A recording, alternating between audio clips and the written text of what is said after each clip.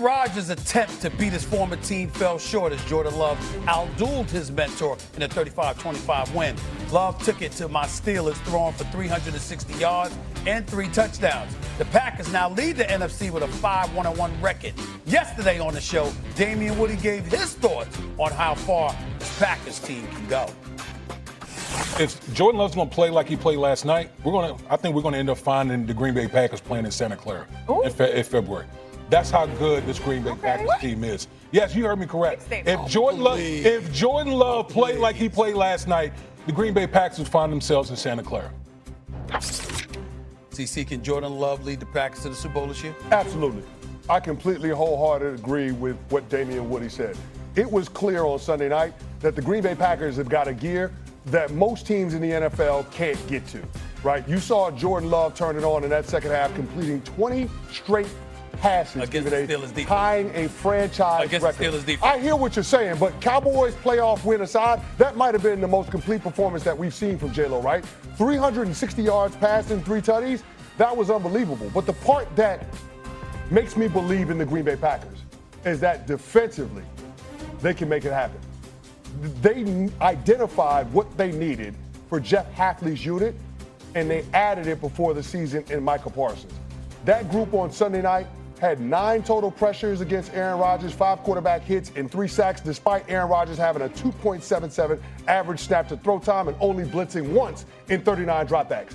If you can stop the run, if you can apply pressure with 4 without having a blitz, then all of a sudden you got the makings of a championship caliber defense. The Green Bay Packers can do that. Yeah, listen, I was impressed with them, and you're right about Love, 100%. But I still think Philly, I still think Stafford with the Rams, I still think Detroit would have to be considered the favorites over Green Bay to get to a Super Bowl. You can't put them number 1. I agree with your premise. That's a dark horse team. Parsons is having a great year, and Love the other day looked great. That tight end's good too. That Tucker Kraft is great. Right. But I'm not ready to say that they are the team to beat out of the NFC. So who are we? Who are we comfortable putting ahead of Green Bay in the NFC? Philadelphia and Detroit to me. Detroit, if the back end of that defense gets healthy, but right now they're not healthy. What about the Rams? No. Why not? I don't think the Rams have enough balance, and I think the back end of that defense is suspect. What about Seattle, considering what you said about the defense? No balance on the offensive side of the ball. They got to be able to run the football in order for me to have confidence in it. So you don't have confidence that Seattle can run the football? No, they can't. And Philadelphia? Not even they can't. They literally can't. Philadelphia, when the chips are in the Talk to me about Philadelphia when they resolve the A.J. Brown problem. That has been an ongoing issue, and I get it. They won the Super Bowl last year with said issue. But when A.J. Brown comes out days after winning the chip and says that he doesn't feel the way that he thought it would feel, when he comes out after having his most productive receiving day and subtweets using me but not using me, there is clearly a problem when it comes to chemistry and A.J. Brown in there. And that's why I'm skeptical that the Philadelphia Eagles can repeat as champs, and I think it's more of what we saw in 2023. I will say this. I want to see what Green Bay does against Detroit after smacking Detroit around the way they did in opening week. Let's see what they do in the rematch and then come talk to me. Are the best team in the NFC.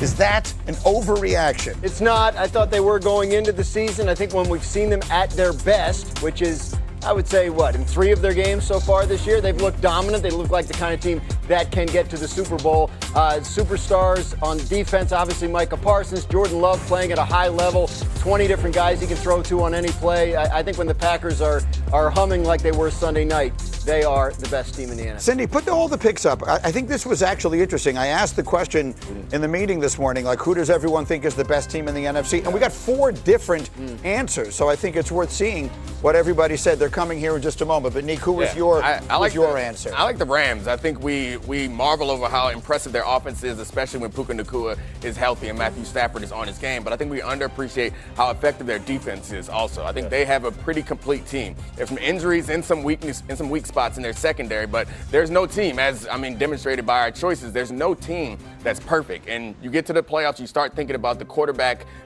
that you know can take over a game, and we know Matt Stafford's one. Rams made a deal for a cornerback yesterday too, so getting a little stronger in that. That's what I meant by, look, when we got 4 different picks, and Jeff, you were riding with the Philadelphia Eagles. Yeah, this team finds ways, right? And they just find ways. And again, they're working through their issues. Everybody has them. They're working through theirs. I trust what they have. I think they'll get it together. Yeah, I went with the Detroit Lions. The last time we saw them, they were playing with a makeshift secondary. And now they went into the bye week. Terry Arnold should be back. Malcolm Rodriguez, linebacker, should be back coming out of the bye week. So what Dan Campbell was able to do, losing coordinators, and this team is still at the very top. And I haven't even mentioned Jahmyr Gibbs' name and how electric he's been this season. All right, so we got 4 different choices on that one. Next one for Graziano. If I were to say the Baltimore Ravens, who have 2 wins, are going to win the AFC North, is that an overreaction? No. In fact, I would go so far as to say they should win the AFC North. Pittsburgh is coming back to the pack. Baltimore Ravens getting healthier. Lamar Jackson, I believe, will be back for Thursday night's game, which is against Miami, and that's a point to stress. The Baltimore Ravens schedule starts to get a little easier looking.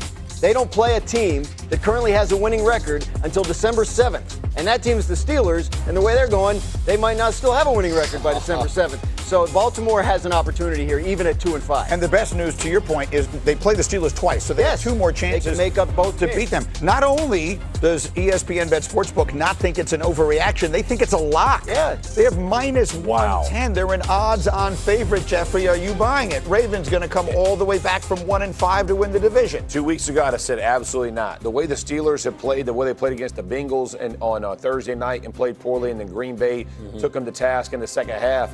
What do you bet? You can't bet your house on the Steelers defense right now. Lamar Jackson coming back. And the Ravens are the team that you could trust of this group, and their defense has played better in back-to-back weeks. That was the big question. They played good against the Bears last week and also against that high-powered Rams offense. They played well there, even though they lost that game. That's the part that's most important to me. I know when Lamar comes back, the offense is going to be good. Can the defense hold strong? And I think they can. Greeny, you said it Friday. This past weekend for the Ravens, it was either going to be the end or the beginning of something. They won that game with Snoop Huntley, looked a lot better, not only defensively, but offense as well, with Snoop running it, getting Lamar back, going back to the crib to play in the 305. Now, the Ravens are looking pretty daggone good. One more, Graziano. If I were to say Jonathan Taylor should be the MVP, is that an overreaction? It's an overreaction because Jonathan Taylor does not play quarterback, and quarterbacks are inherently more valuable in football than any other position. So I've said this before. For a running back to win this award, as Adrian Peterson did once upon a time, he has to do something exceptional, probably record-breaking, and there has to be a substandard field of quarterback candidates. Like no quarterback had a monster year. Saquon Barkley last year, monster year, but so did Josh Allen, Lamar Jackson. They're responsible for so many more things than the running back is that you have to lean their way. Yeah, no, I mean, I think you're right in saying that the quarterback is going to get the leg up, but this is a year where the quarterbacks have come back to the pack a little bit, if it's going to happen. Get Jeff's Mahomes face. last night? Jeff is disgusted. It's so brutal. Yeah. It is so brutal. I mean, Jonathan Taylor clearly should be in the MVP conversation. Saquon